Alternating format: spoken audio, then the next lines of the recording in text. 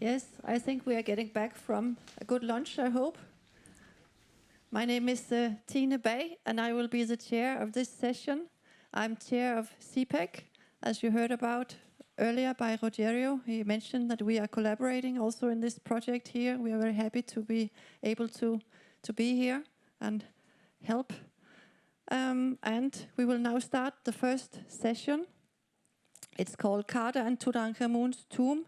It was supposed to be chaired by Maria Helena Trinidad Lopez, but unfortunately she's not coming, so that's why I step in, because I also have the next keynote speech.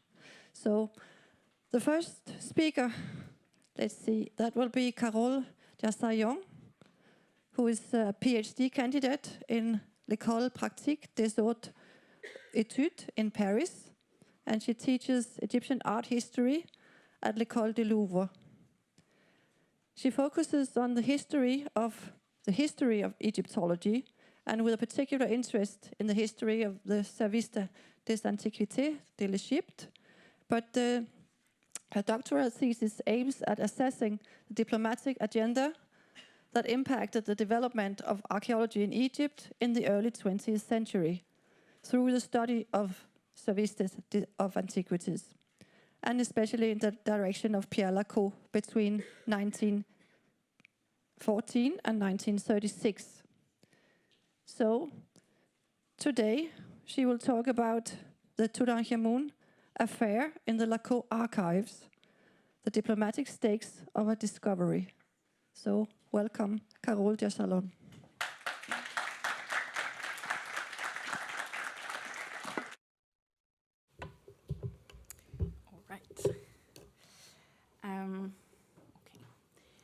So thank you very much for this introduction, and of course many thanks to the organizers of this event. So as we said this morning, although the Tutankhamun Centennial mainly took place in 2022, celebrating in February 2023 is probably as significant, because as we said, actually this Saturday, the 18th, will mark 1 century since the official opening of the burial chamber. And indeed, the Tutankhamun Affair is a much longer and more complex story than the discovery of the first steps or the first glimpses of these wonderful things. So while it is usually told through the eyes of the archaeologist or through the public reception of the discovery, another important actor of this story is often dismissed: the Service of Antiquities. The archives of Pierre Lacau, the French Egyptologist who directed this service from 1914 to 1936, are kept at l'École Pratique des Hautes Études in Paris. This prolific documentation that I am currently studying in the context of my PhD research illustrates in detail the intricate political aftermath of this archaeological event. When visiting the exhibition, you will actually stumble upon a few of these documents that are here on display. So the Tutankhamun papers in these archives are various. Aside from the press clippings collected by Lacau, the main documentation is the administrative correspondence regarding the management of the excavation. But some precious information can also be found in the minutes of the meetings of the Comité d'Égyptologie, a board which participated in the management of the Service of Antiquities, and it was constituted of the director of the service and other members of the Egyptian government. So to understand the role of the service in the Tutankhamun events, let's take a quick look at the peculiar diplomatic situation of this governmental institution. Because it was created by Auguste Mariette in 1858, for a century it continued to be directed by French directors such as Pierre Lacau. However, it was not a French institution. Lacau was merely a civil servant working for the Egyptian government. But during the British colonial domination, this government fell under the supervision of the British Foreign Office.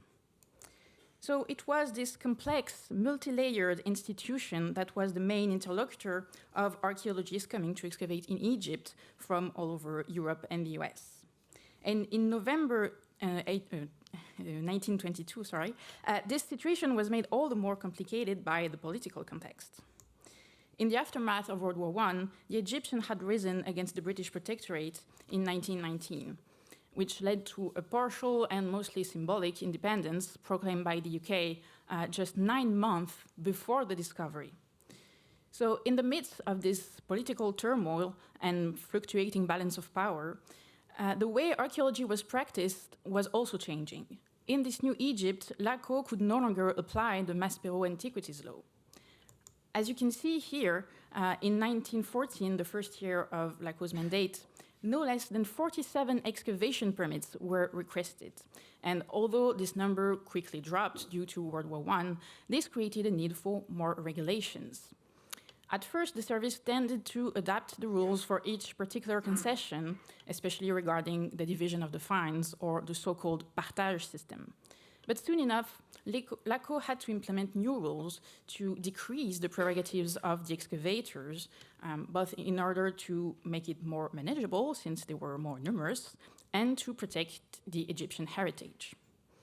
So as an example, you can see here the institutionalization of excavations. You can see that between the beginning of Lacau's mandate and the year of Carter's discovery, a comparison between the number of permits requested by private individuals, such as Lord Carnarvon, and the other by scientific institutions, such as universities, museums, etc. And it is striking that less and less private permits are granted as opposed to institutions. If you look closely, you will see that in 1922, out of 4 private requests, only 1 permit was granted. This is Lord Carnarvon's concession in the Valley of the Kings. Indeed, this concession he obtained in 1915 was the last private one to be renewed after World War I, as Lacau repeatedly mentions in the meetings of the committee. So I took the liberty of translating from the French records, where he says, "This permit will be the last one granted to a private excavator, and when it expires, the principle adopted by the committee that the concessions should only be given to scientific institutions will be fully applied, with no more exception."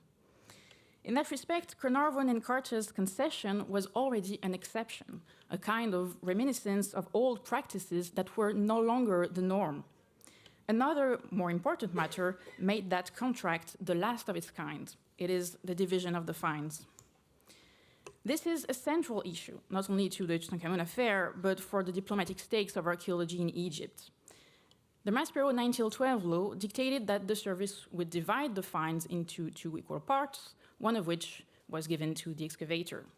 And the law made it possible for Egypt to keep particularly important objects, but in exchange for a financial compensation to the excavator. And the service rarely ever had the financial means to do so. As a result, to prevent significant objects from being scattered, the service had to adapt the partage conditions when granting permits in major sites, such as, of course, the Valley of the Kings. But Lacau did not hide his intentions to turn these exceptions into a rule. His archives show that he started to officially discuss ending the partage as early as March 1920, so more than 2 years before the discovery. The project was finally discussed among the members of the committee in April of 1922, and the end of the partage system was announced to the archaeologists in a letter sent in October 1922. So, of course, this news was met with great discontent, especially from British and American Egyptologists who depended on private funding. Therefore, Carter's discovery a month later only added more fuel to a fire that was already spreading.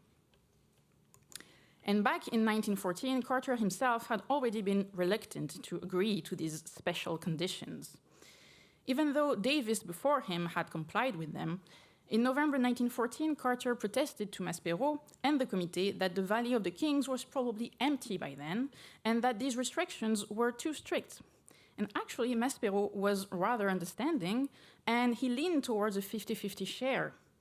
But Lacau was the new director of the service, and although he was away at war, replaced by Georges d'Arécy, Georges d'Arécy defended his views and stated that although, I quote, it was very unlikely, if Carnarvon was, I quote, lucky enough to find an intact tomb, it was the service's duty to protect Egypt's heritage.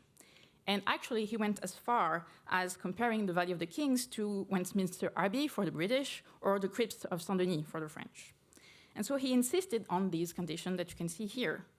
The first one was that in any case, Egypt would keep mummies of kings, princes, and priests. The second is that in the case of an intact tomb, Egypt would keep everything. And in the case of a tomb that had already been robbed, Egypt would keep the objects of paramount importance, and then the rest would be divided. So Carter and Carnarvon finally agreed to these terms, and their first contract was issued in early 1915.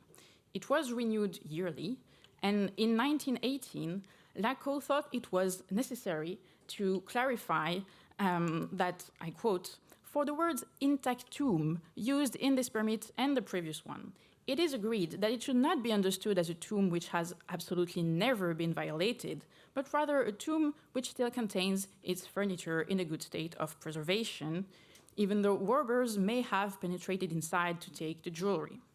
A clarification which turned out to be very significant since the tomb turned out to fit this exact description. So all these elements of context lead us to the main event. In November 1922, 9 months after Egypt's independence, and 1 month after the announcement of the end of the partage system, Carter made this unprecedented archaeological discovery.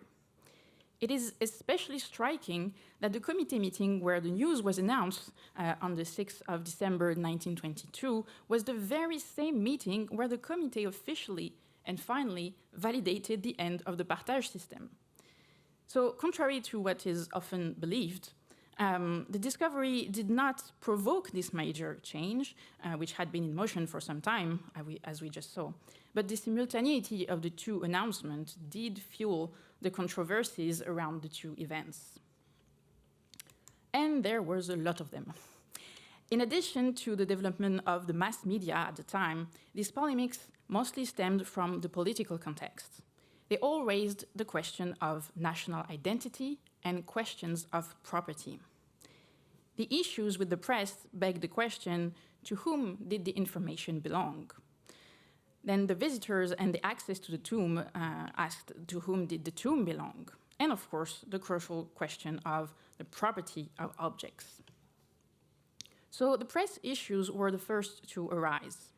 Very soon after the discovery, the event took a political turn because of the contract of exclusivity that Lord Carnarvon had signed with the British newspaper The Times. If this decision made sense from a financial point of view, it proved to be a terrible mistake from a diplomatic standpoint. It stirred the indignation of the Egyptians. In this semi-colonial context, they perceived this as yet another outrageous British privilege. Not only did the British archaeologists unearth an Egyptian historical treasure, but the Egyptians were kept second in their access to information on this major event in their own country. Despite this monopoly, the attention from the press swiftly got out of hand, resulting in serious tensions between the excavators and the service. Lacau strived to find compromises between, on the one hand, Carter's position, who claimed his rights as an excavator and who vilified the continuing disturbance of his work, but also who completely disregarded the delicate political situation.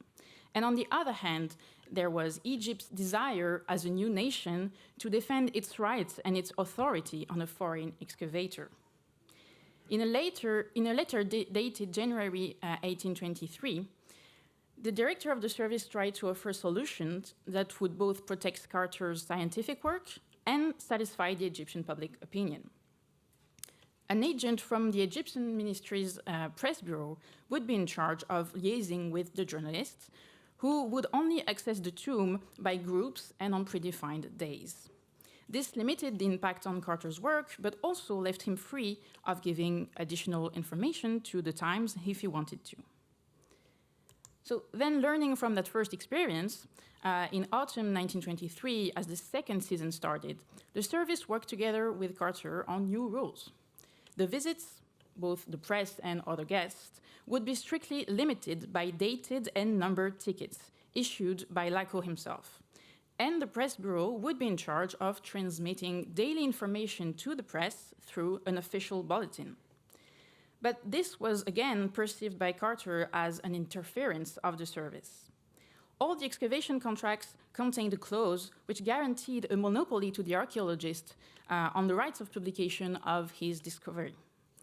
As you can see on this document, that led Lacau to clarify the situation by emphasizing the difference between the rights of publication of scientific value, which was indeed the property of the digger, and the publication of updates on the progress of the work that was carried out on the Egyptian territory. But this was only the beginning of the conflicts between Carter and the service. When Lacau informed Carter that the museum wanted to publish notices on the objects in his guidebook, the Egyptologist, who was already very unhappy with the management of the press and the general restrictions, denounced a flagrant breach in his exclusive rights of scientific publication, and he started to threaten to take legal actions. This extremely tense situation finally exploded when the stone sarcophagus was officially opened. As for each new step, a press conference was called on February the 13th, 1924, and when Carter's request to let the wives of his colleagues visit the tomb on this occasion was officially refused by the Secretary of Public Works, Carter decided to close the tomb and go on strike as a sign of protest. This was the final straw for each party. Both Carter and the government felt like the other had offensively overstepped their prerogatives. Carter demanded excuses, and the ministry was outraged that the excavator was treating the tomb as his own property. The concession was then cancelled and the tomb taken over by the service a few days later. But contrary to popular beliefs, the archives of Pierre Lacau show that he was not an antagonist to Carter, but again, he was striving to preserve the peace in the middle of a complex diplomatic situation. As an Egyptologist, as a Frenchman, and as the representative of the Egyptian state, he was caught between his loyalty to his function and his employer, Egypt, and his relationships with his Egyptologist colleagues. But aligning with his values, he chose to defend what he considered both the interest of science and the interest of Egypt. However, by doing so, he turned Carter and other British and American Egyptologists against him. They accused him of merely trying to harm the British interests and of defending French interests rather than Egyptian ones. And yet, Lacau was very satisfied with Carter's scientific work, so much so that he vehemently defended Carter, as shown in a confidential letter he addressed to the Minister of Public Works on February the 17th, 1924. I quote, "The question is not merely a legal one, but a scientific and a moral one. Morally, the discovery belongs to Mr. Carter. In spite of his faults, I am begging the government to do everything it can to allow him to resume his work." So finally, after a few months of legal battles between Carter and Egypt, and thanks to the rapid changes in the Egyptian government at the time, negotiation began in April 1924 between the service and Georges Merzbach, Carter's lawyer. Here you can see the several annotated drafts of proposition for a new contract of excavation that take into account all the matters of contention that had come up in the last 2 years. These documents show what was really at stake here.